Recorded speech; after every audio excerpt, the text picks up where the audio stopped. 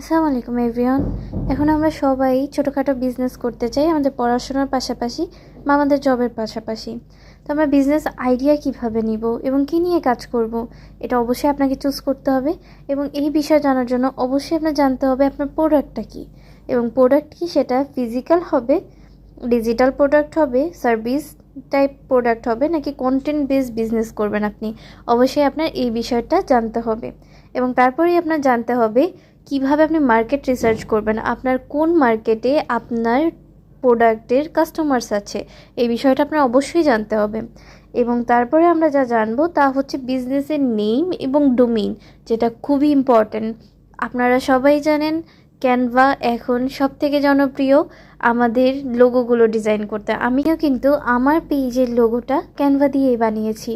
আপনারা আমার থেকে অনেক বেটার ডিজাইন জানতে পারেন। সো আমি একটা বেসিক লেভেলের একটা লোগো রেখেছি। আমার যেহেতু ক্যান্ডেল বেস এবং ক্রাফটিং টাইপ জিপসাম পেজ, আমার পেজটা সব ধরনের ম্যাটেরিয়াল পাওয়া যায়। তো সেই ক্ষেত্রে আমি ক্যান্ডেল টাইপ কিছু একটা রাখার চেষ্টা করেছি। আপনারা এ থেকে ভালো কিছু ট্রাই করতে পারেন এবং এরকম আরও টিপসের জন্য ফলো করুন।